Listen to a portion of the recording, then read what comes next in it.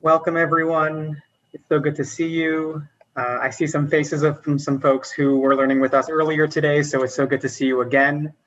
My name is Morty Labaton. I am Hadar's Director of Programs, and I want to welcome you to the final installment of the Torah of Reopening, Hadar's Spring Lecture Series with Rabbi Tali Adler. Before we get started, just a few points. We will be screen sharing the source sheet, but we'll also put it in the chat in case you want to follow along on your own. It should be there any moment. Great, thank you, Bachi. We will be recording this lecture as well this year, as well as we've also recorded the past classes. So if you would like to, we're going to include a recording in the final follow-up email that goes out to people. If you need a recording sooner, feel free to email us at programs@hadar.org, and we'll try to get it to you sooner than that. I want to say a quick word about the chat. We feel the chat is a truly meaningful and useful way of engaging with the material and with each other, and so we're going to keep it open. At the same time, I want to recognize that today is a hard day and tensions are running high, and there's a lot in the world that is making people emotionally vulnerable. And so I want to encourage everybody to, before you chat something, just take a breath or take a moment and think through what you're chatting, and just remember that there are other folks on who are reading and who are on the other side of the screen. So just recognize that we're all coming at this from different perspectives, and please respect the dignity and humanity of everyone on the call tonight. With that, I'm so pleased to turn it over to Rabbi Tali Adler to give tonight's shir. Rabbi Tali? Thank you so much, Morty.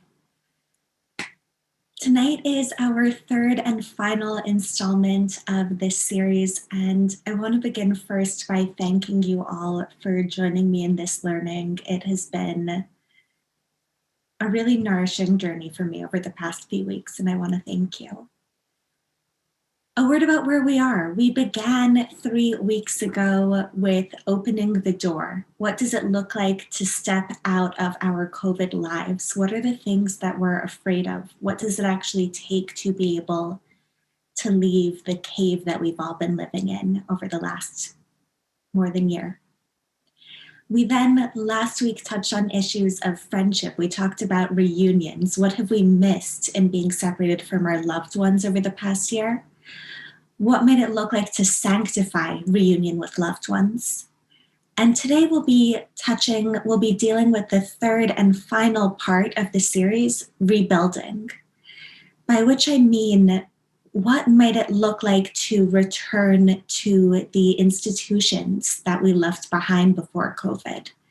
What might it look like to rebuild the worlds that for so many of us felt like they fell apart when COVID began? For some of us, that will be particularly relevant around issues of shul, synagogue. For others of us, that will be schools. For some of us, that will be our workplaces or our lives as a whole. And in order to do that, we're going to actually be focusing on a moment of national rebuilding. We'll be looking primarily at texts from the books of Ezra and Nehemiah, and the return of the Jewish people from the Babylonian exile and the rebuilding, or first attempts at rebuilding the Second Temple. Let's jump into the text. Bachi, if you would screen share for us. We're going to begin with a dream, or more specifically, the Psalmist's dream. This is a psalm that many of us say before Birkat HaMazon, the grace after meals, every Shabbat. And it's a psalm about dreaming about the return to Zion. I'm going to actually read this in the Hebrew and then the English.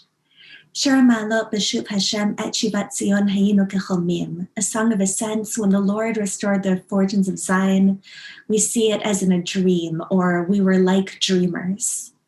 Az yimaleh sechok pinu ul shonenu rina, az yomru bagoyim higdil Adonai la'asot imela, Higdal Adonai la'asot imanu hayinu simechim. Our mouth shall be filled with laughter, our tongues with songs of joy. Then shall they say among the nations, the Lord has done great things for them. The Lord will do great things for us, and we shall rejoice. Shuva Adonai et shuvitenu, ka'afikim b'negev, hazorim b'dima barina yiktzoru, halochi elech uvacha, nose meshach chazara, bo yavo barina nose lemotav. Restore our fortunes, O Lord, like water courses in the Negev. They who sow in tears shall reap with songs of joy. Although he goes along weeping, carrying the seed bag, he shall come back with songs of joy, carrying his sheaves. This is a dream of what return looks like, what rebuilding looks like when you haven't come close to return or rebuilding yet. This is a dream, an image that you conjure when you're in the middle of exile. This is the sort of dream that so many of us had of what reopening, what returning, what rebuilding would look like when we felt like we didn't know when or if that would ever happen. And you can tell. Let's look at the descriptions. Then our mouths shall be filled with laughter, our tongues with songs of joy. The image here is one of pure happiness, pure joy, uncomplicated. There is one emotion here. Or rather, there are two emotions and they belong to two separate times. Before there was sadness in exile, there is sadness. Once there is return, there is only joy. I imagine that many of us felt this way in what I'll call the darkest days of COVID. I remember last April when all you heard in Manhattan all the time were the sirens. There were no people on the streets. We hadn't really realized yet that we had only just begun to realize that outside was relatively safe. And what we did was we sat and we talked about what will it be like when we go back? What will it be like when we're back with family? What will it be like when we go back to shul? What will it be like when things begin again? And the dreams that we told ourselves and the dreams that we told each other were dreams of pure joy because that was what we needed at that moment. And because that's what it means to dream of rebuilding when you're far away from it. What we're going to see today is a story of rebuilding as it is actually happening. It's not one of unmitigated joy. It's one of complicated mixed feelings. It's one of failed attempts. It's one sometimes of fear. It's also one of determination and creativity and community. And tonight, together, I hope we're going to both read and tell that story together and begin to dream of what our return might look like. Let's jump in to the next text from Nehemiah chapter 3. This text tells of the first attempt at laying the foundation of the second temple. Let's scroll down to the English. In the second year after their arrival at the house of God at Jerusalem in the second month, Zerubbabel, son of Shealtiel, and Yeshua ben Yehozadak, and the rest of the brother priests and Levites, and all who had come up from the captivity to Jerusalem, as their first step appointed the Levites from the age of 20 and upwards to supervise the work of the house of the Lord. Two things to notice. First of all, it takes them 2 years to begin to lay the foundations of the temple. It takes them 2 years to be able to get that far. Building is not something that happens overnight. Even the beginning of rebuilding is not something that happens overnight. The second thing I want us to notice are the words, and all who had come from the captivity to Jerusalem. One of the themes of Ezra and Nehemiah is that not everyone comes back. I think that we've spent a lot of time, or especially the shul rabbis on this call, many of us have spent a lot of time worrying about, is everyone going to come back? What does it look like if some people don't? I can't promise what is going to happen in our own lives and our institutions, but Ezra and Nehemiah tell the story of a world where not everyone decides to come back, and that's hard, and it's also all right. Part of what's beautiful about Ezra and Nehemiah is it lives side by side with Megillat Esther, with the story of the Jews who decided not to come back, not to rebuild, but to do something else. There's a path here of some people will come back to rebuild what there was before. Some people might do something different, and nonetheless, both of those options can thrive. Let's keep going and see what it looks like for the people who come back. Sorry, Bachi, let's scroll back up just a little. When the builders had laid the foundation of the temple of God, priests in their vestments with trumpets and Levite sons of Asaph with cymbals were stationed to give praise to the Lord, as King David had ordained. They're laying the foundation of the temple, and what's going on is there's essentially a concert. The priests are standing there and they have their trumpets, and the Leviim are standing there and they have cymbals, and they're raising music for God. And in this moment, the words, as King David of Israel had ordained, are so important. They're bringing us back. They're saying, this is what it once was. King David, who dreamed of building the temple, who dreamed of building the first temple, his vision is being fulfilled now by these people who are coming to rebuild, coming to build the second temple. They sang songs extolling and praising the Lord, for he is good, his steadfast love for Israel is eternal. All the people raised a great shout extolling the Lord because the foundations of the house of the Lord had been laid. If there is a moment that you would imagine would fulfill entirely then our mouths will be filled with joy, our mouths with laughter, this is that moment. And yet, many of the priests and Levites and the chiefs of the clan, the old men who had seen the first house, wept loudly at the sight of the founding of this house. Many others shouted joyously at the top of their voices, such that the people could not distinguish the shouts of joy from the people's weeping, for the people raised a great truah, the sound of which could be heard from afar. And what happens in that moment that we would expect to be of unmitigated joy? The old men there who had seen the first temple cried. The people who remembered what once was at this beginning, at this moment of rebuilding, cried, and the young people who had never seen it before and only understood this as a new beginning laughed, and those sounds mixed such that they were indistinguishable. And part of what I want us to do before we move on is think for a moment together about what is the crying here? In this moment of rebuilding, what are the people who had seen the first temple crying about? Why does it matter that at this moment that the second temple's foundations are being laid? It is being laid with this combination of tears and joy. Why does it matter? What are they crying about? And you can put those answers in the chat. As people reply to that question, I want us to note two things. One is there's an ambiguity in the text. I've chosen the translation here because I think it's the most accurate. The people could not distinguish the shouts of joy from the people's weeping.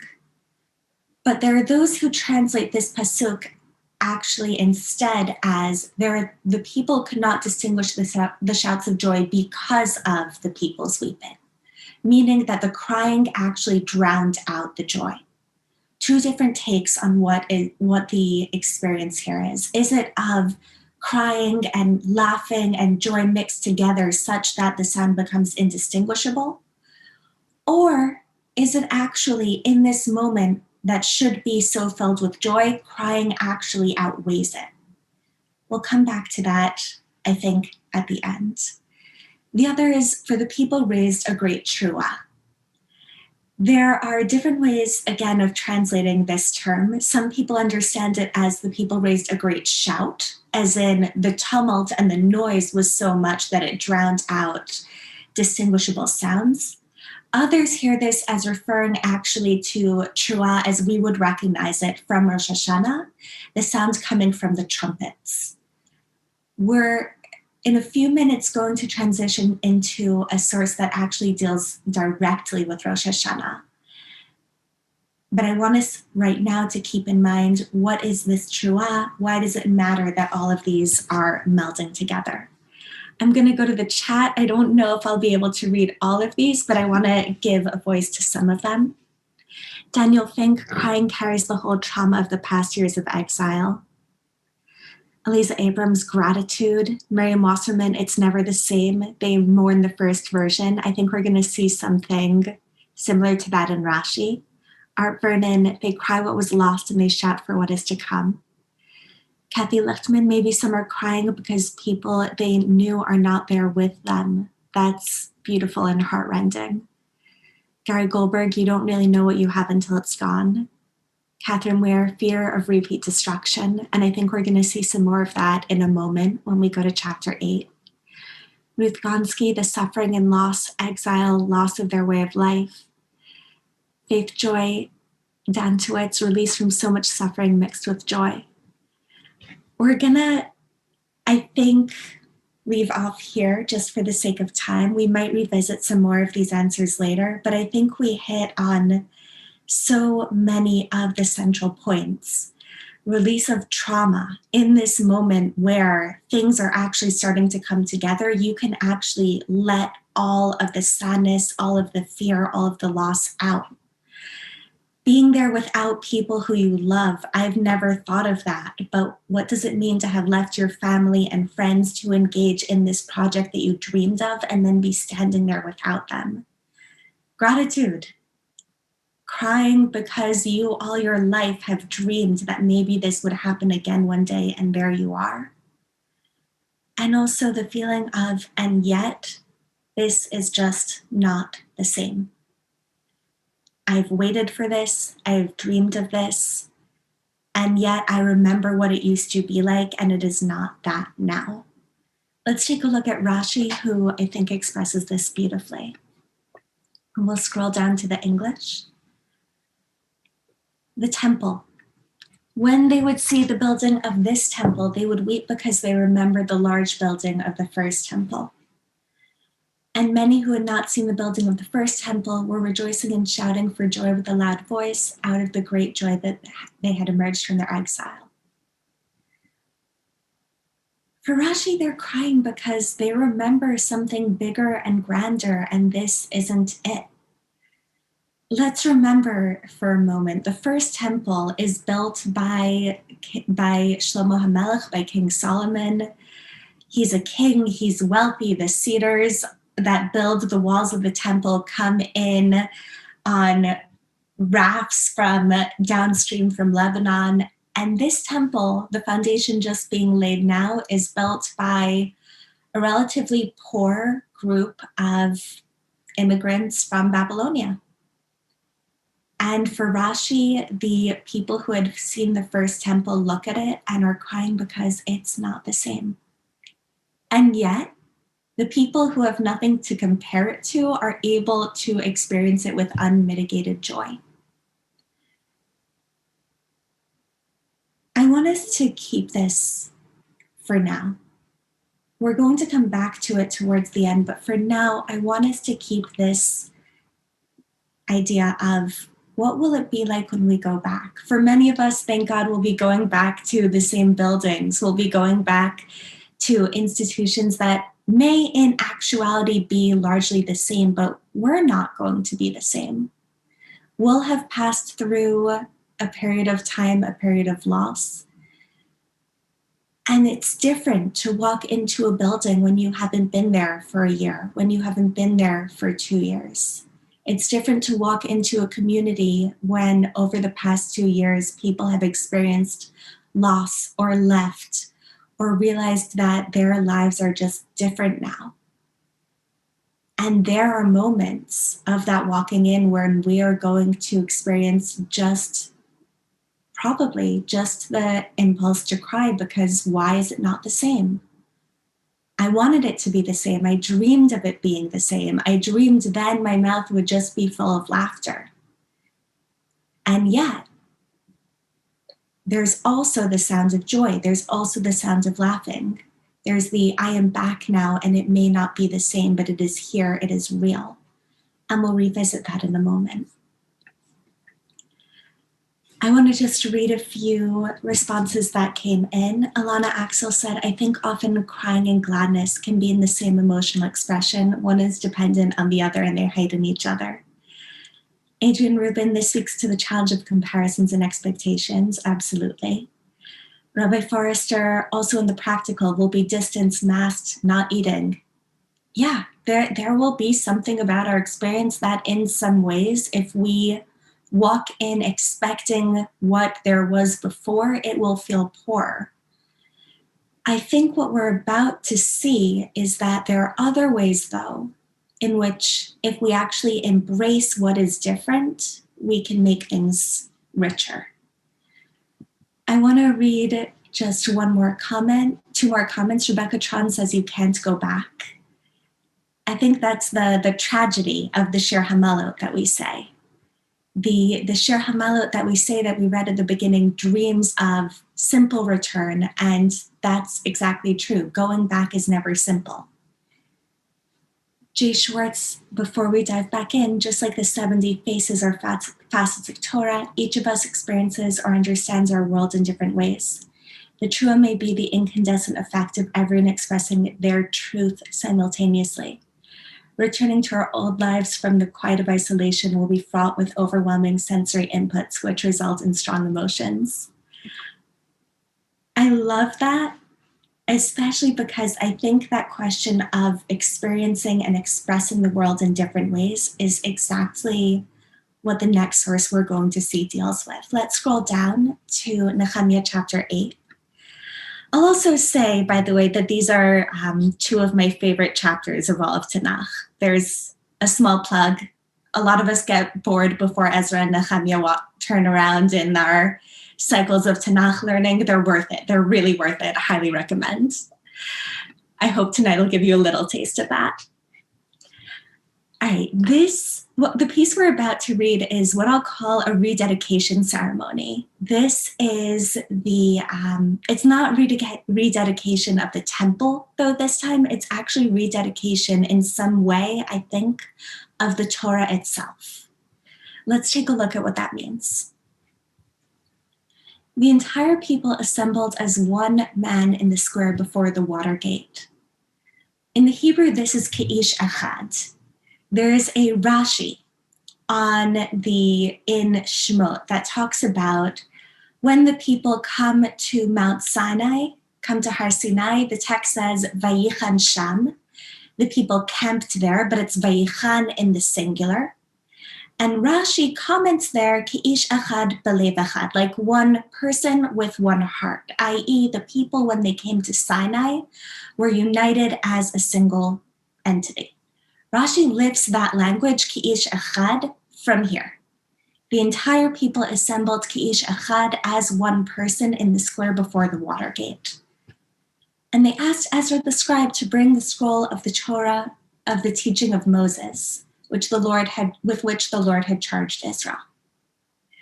Ezra serves in many ways in these books as the religious leader of the Jewish people. And here there actually is a request for Ezra to bring out the Torah, and we'll have what is for the rabbis, possibly the first public Torah reading and the basis in the rabbinic tradition of the Torah readings that we do each Shabbat to this day. On the first day of the 7th month, this is, of course, Rosh Hashanah. It's the 7th month because if we begin counting from Nisan, then Tishrei is the 7th month. So on the first day of the 7th month, on what will come to be known as Rosh Hashanah, Ezra the priest brought the teaching before the congregation, men and women and all who could listen with understanding. He'd read from it, facing the square before the water gate, from the first light until midday, to the men and the women and those who could understand. The ears of all the people were given to the scroll of the teaching.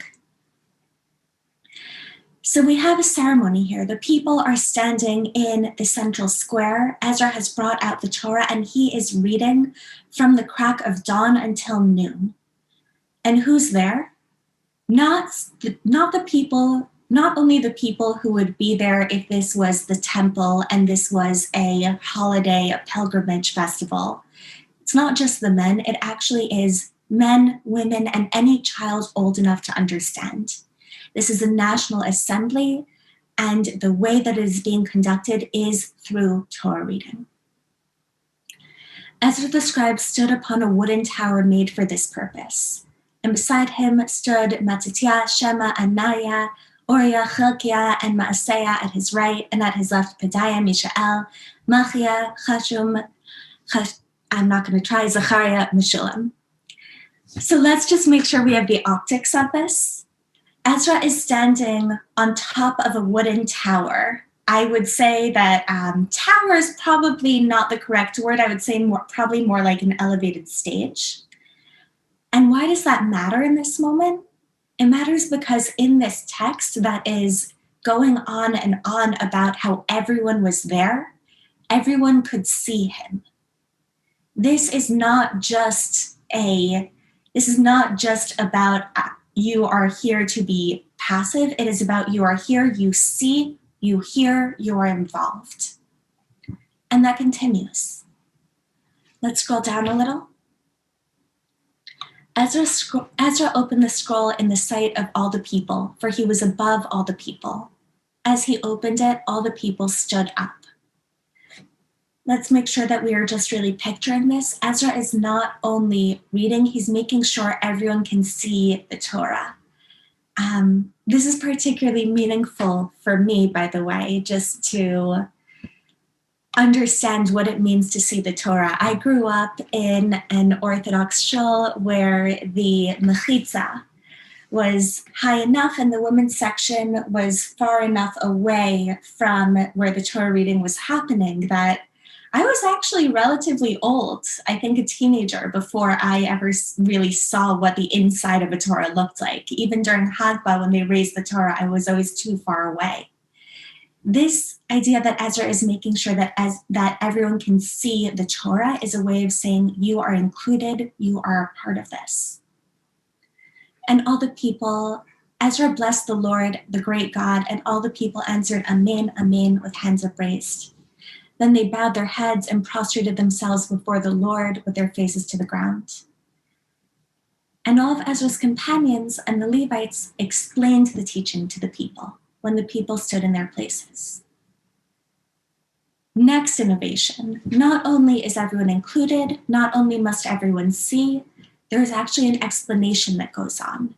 We're changing the script here, I would say. It is not only about are you able to understand the Torah as it is written, it is we take it upon ourselves, whoever the leadership is, has the responsibility to make sure that people are able to understand. They read from the scroll of the teaching of God, translating it and giving the sense so they understood the reading. And here we come to what I think is one of the most beautiful moments in all of Tanakh. Nehemiah and Ezra, the priest and scribe, and the Levites who were explaining to the people, said to all the people, "This day is holy to the Lord your God. You must not mourn or weep." For all the people were weeping as they listened to the words of the teaching. We've come back to tears again. There's a lot of crying in Nehemiah, as understandably. The people are in tears. And it's understandable. Let's talk about some of the reasons they might be in tears. First of all, if you continue reading in this chapter on your own, we're not going to get to it. There are parts of the Torah that have been entirely forgotten. In a few sentences, we're not going to go there tonight. The people are going to discover there is this thing called Sukkot that we have not done in a very long time. And I imagine that there are other places in the Torah where they're listening and they realize no one in my living memory has ever done this. No one ever taught me this. This was not part of my inheritance. And that makes them cry. There are other possibilities. What about all of the parts of Tanakh, all of the parts of Torah that are actually a little bit terrifying? Let's think back to the people's reaction when they stood at Sinai the first time. It was a terrifying moment. And it's possible that Ezra here is actually in some ways trying to reenact that. All of the people together listening to the Torah all at once. It's very Sinai-like. And possibly the people have every reason to be scared. What if we can't live up to this? What if it's too much? What if actually we stumble, we fail, and God does everything that God is saying that God will do if we don't observe the commandments? And also, what if this is just a moment of release? What if, like the moment of the laying of the foundation of the temple, the people are thinking about how long it has been since the people read the Torah together? But Ezra doesn't go down that path. Ezra makes a choice that this is going to be a different sort of day. And I want us to think together a little bit about why. What's at stake for Ezra in making that decision? And for that, let's go back and read a little bit more. This day is holy to the Lord your God. You must not mourn or weep, for all the people were weeping as they listened to the words of the teaching. He further said to them, go eat choice foods and drink sweet drinks and send portions to whoever has nothing prepared. The phrase here is actually mishloach manot. For this day is holy to our Lord. Do not be sad, for your rejoicing in the Lord is the source of your strength.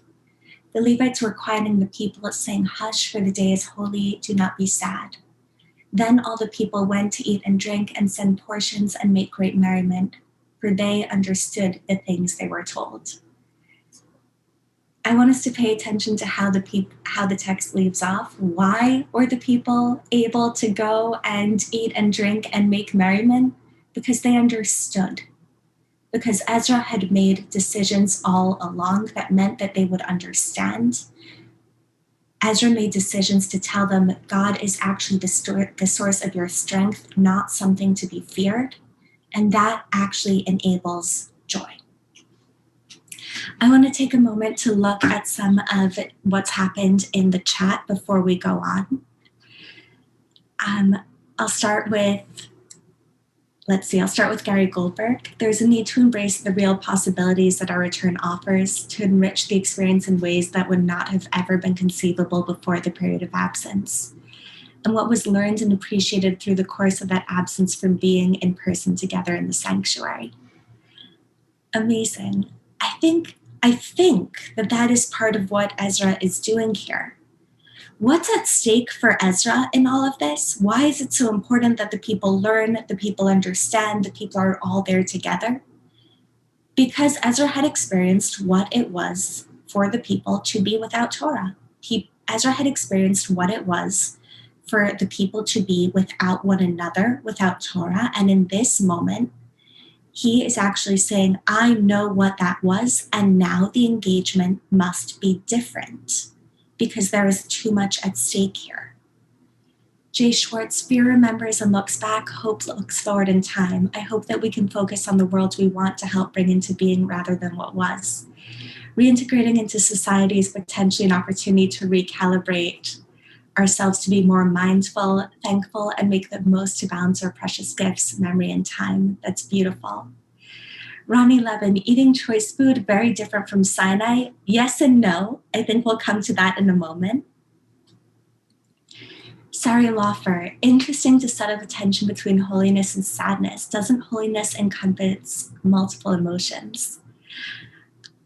I think that's right. And I'll just, before we go on, this is a tension that exists at least throughout the time of the Geonim. The question about what does it look like to balance emotions and holiness, and they play out specifically in Rosh Hashanah. There's a tradition up until the time of the Geonim that maybe you are actually supposed to fast on the second day of Rosh Hashanah. We definitely do not do that today, but there's an impulse there of maybe there is room there on that day of such holiness for the fear, the sadness, all of the feelings that Ezra here is trying to ward off. We're not going to really delve into that today, but I wanted to say that absolutely is an impulse that's there. Daniel Fink echoed that with, it seems deeply problematic to tell people not to be sad. Why not acknowledge the sadness? I think we're going to come back to that. And I want to finish for now with Akiva Madison's comment. There is something important about breaking off Torah study to attend to the real emotional needs and responses of those listening and learning. I think that's a beautiful way of putting it. And I want us to think about the last time this happened, if we go back to Sinai. And to do that, I want us to look at just a few texts from Sinai. We'll scroll down. These are in the box. This is from Shemot 20. All the people witnessed the thunder and lightning, the blare of the horn, and the mountain smoking, and when the people saw it, they fell back and stood at a distance. If what's happening here in Ezra is essentially us receiving the Torah a second time in some ways, the feeling could not be more different. What happened there? There was noise, but it was a cacophony. There's thunder, lightning, blare of the horn, mountain smoking. There's a sensory experience that does not at all lend it to hear and understand. There is no one standing there and explaining. There is no one holding up the scroll so that they see it. And as a result, the people are afraid. And when the people saw it, they fell back and stood at a distance. You speak to us, they said to Moses, and we will obey, but let God not speak to us lest we die. Their first impulse is a feeling that's very similar, perhaps, to what the people are feeling in Ezra, of fear. Why does Ezra have to calm the people down? Because maybe the people are feeling exactly what they once felt, what their distant ancestors felt when they stood at Sinai, which is fear. This is too much. We actually don't want to be the direct recipients of it. Be an intermediary. Moses answered the people, do not be afraid. Moshe answers in the same words, don't be afraid. But for him, the reason is very different. For God has come only in order to test you. Let's scroll down. And in order that the fear of him may ever be with you so that you do not go astray. So the people remained at a distance while Moses approached the thick cloud where God was. If what happens in Ezra is the second giving of the Torah, then in some ways Ezra is echoing, and in some way he is changing the story. The people are behaving very much as they did at the first giving of the Torah, which is with fear. This is a lot. This is holy. This is terrifying. And Ezra begins the same way that Moshe did. Do not be afraid. But whereas for Moshe, the do not be afraid was you're having the proper fear of God. That's good. I will go and be an intermediary for you so that you don't have to interact directly with this overwhelming holiness. Ezra changes the script. Do not be afraid because this is a happy thing. Do not be afraid because God is your strength. Do not be afraid. And they weren't afraid because they understood. Let's take a look at one more verse. Someone mentioned that there wasn't eating and drinking at Sinai, and that it isn't exactly true. A lot of us tend to forget about the last part of Parshat Mishpatim. We think about Mishpatim as just rules upon rules upon rules. But at the end of Parshat Mishpatim, we have what I will actually refer to as one of the strangest moments in all of Torah. I would say that it's up here along with when the fiery angel of God comes and tries to kill Moshe when he's leaving Midian. Those are my top two strangest moments for sure.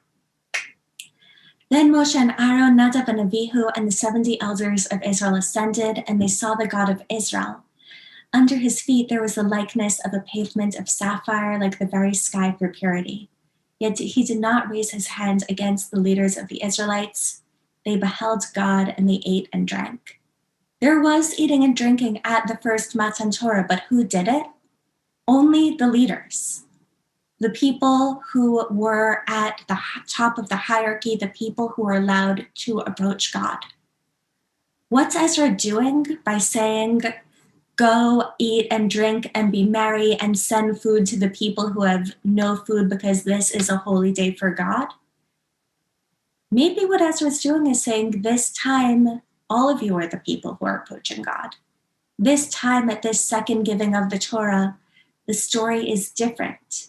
This time, the story is about you understanding, and just like Moshe and Aaron and Nadav and Avihu feasted then, you must feast now, because this time, all of you in some way are Moshe and Aaron and Nadav and Avihu.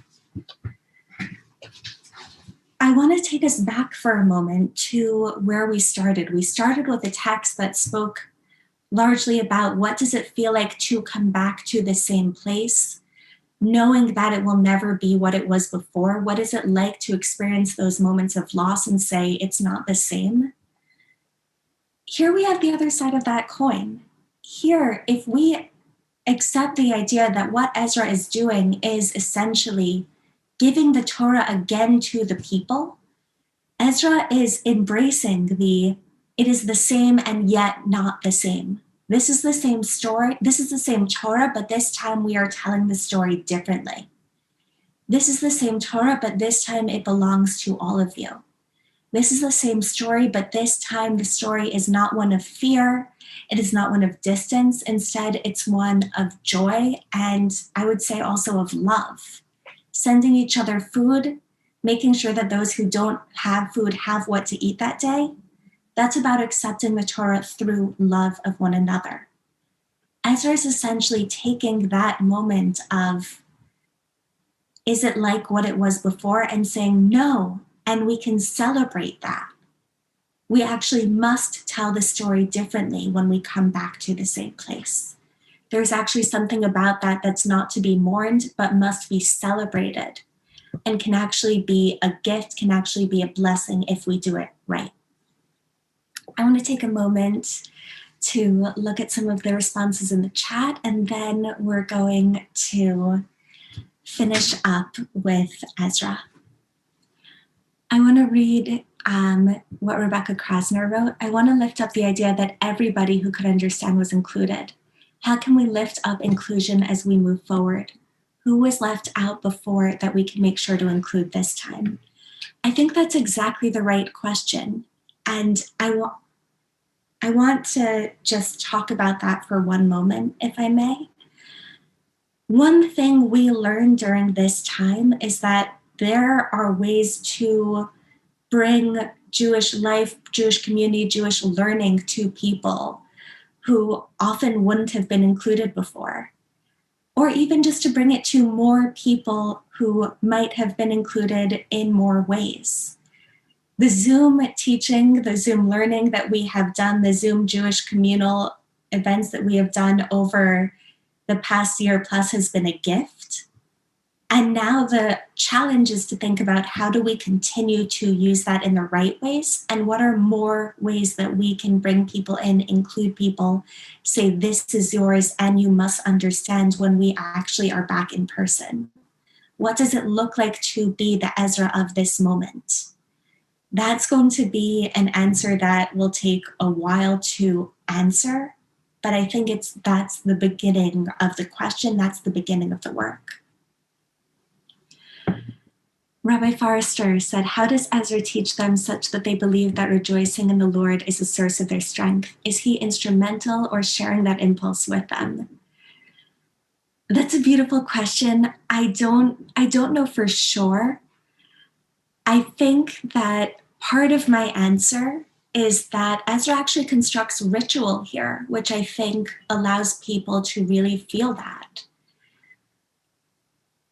When we spend half a day in Shul on Rosh Hashanah, praying, learning, doing whatever we do, hearing the shofar, and then we go home and we sit with our families and loved ones, we create an experience much like what Ezra is doing here. I'm talking about Rosh Hashanah because this took place on Rosh Hashanah, where we combine that awe with that love and that joy, where the two meld into each other. And I think Ezra is actually creating ritual, these two parts of the day, where he's trying to foster that feeling, where he's trying to say holiness and joy, holiness and love live right next to each other, and you actually have to understand that those two feed into each other. I'll just skim very quickly. I'm going to read two last comments. Jay Schwartz, how do we balance the democratization of Ezra with Exodus 19, where the elders and the people just followed and didn't need to understand? I think that's the right question. And I think that I don't have a concrete answer for that, but we're about to look at a piece of Gemara that I think offers a metaphor for how to understand that. We'll look at that in a minute. Toby Hoffman, the thunder and lightning and smoke is what we could experience in our own bodies every time we meet with people. It has always been that way. Now is a unique opportunity to really feel that and rejoice and do Torah learning with everyone we meet. That's beautiful. Thank you. Let's take a look at Sanhedrin, where I think that what they are expressing is this idea of Ezra is telling the same story in different words. Ezra is telling the same story, but giving different people access. Let's take a look at that. It is taught in a Braita. Rabbi Yossi says, Ezra was suitable for the Torah to be given by him to the Jewish people, had Moshe not come first. This is, in many ways, an outrageous thing to say. Ezra could have given the Torah to the people. Moshe just got around to it first. There is no, I think, stronger way of saying in some ways what Ezra does is re-give Torah to the people. With regard to Moshe, the verse states, and Moshe went up to God. And with regard to Ezra, the verse states, this Ezra went up from Babylon. The echo is went up and went up. Moshe went up to God. Ezra went up from Babylon. And he was a ready scribe in the Torah of Moshe, which the Lord, the God of Israel, had given. So what the drash here is doing is saying there's a parallel, went up and went up. And Ezra's went up comes right before telling us that he was a scribe in the Torah of Moshe. So what does his went up mean? It's linking back to the Torah of Moshe. That's how we get to the fact that Ezra in some way could have given the Torah had Moshe not come first.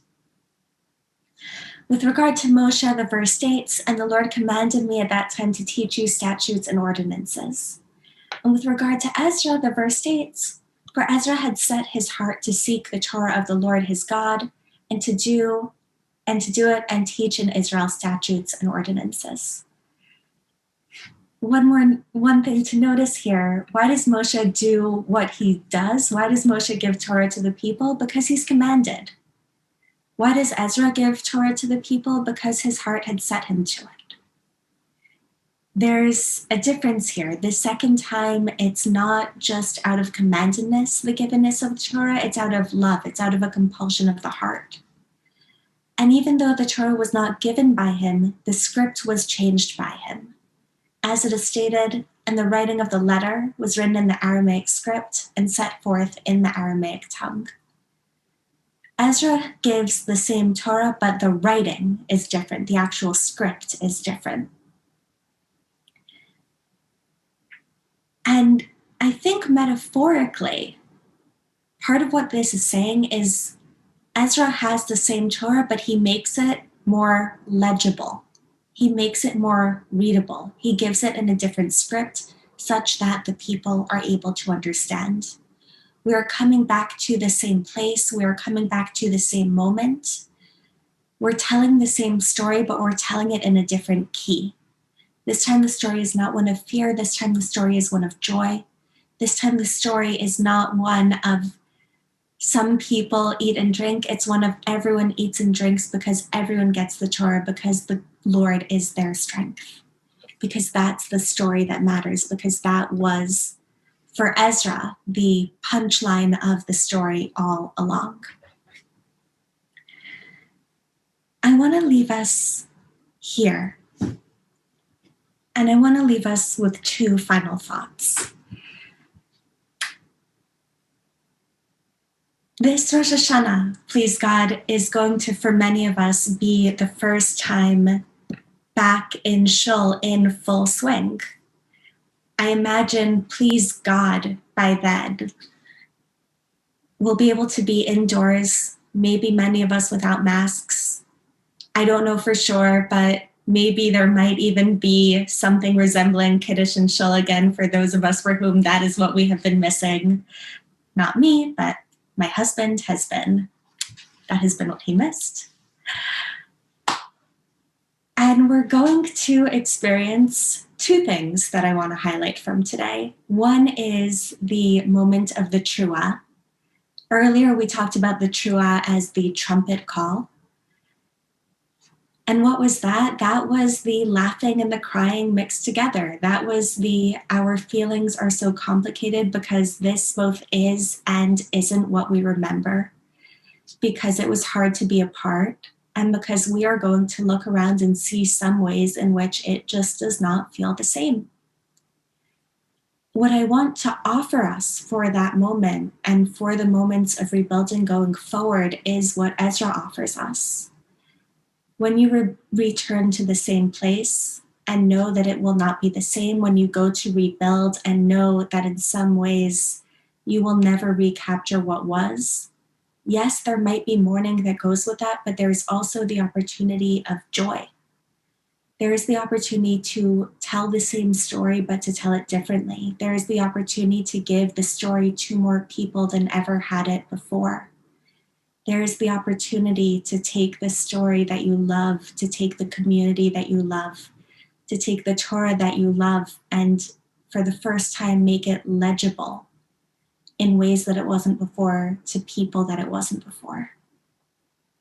And what I want to wish for all of us in this exciting, terrifying, joyful, all of those feelings mixed together time leading up to when we will, please God, all be in shul together on Rosh Hashanah, is the ability to cry when we need to, laugh when we need to, be able to do both of those things at the same time because it's important. And also to know that we have the ability to choose how we tell our stories. And that in coming back for this second time and coming back to our communities again, that might actually be the biggest gift that we've been given. And that, please God, we should take advantage of it. Please God, we should treat it as such. We're going to end off here.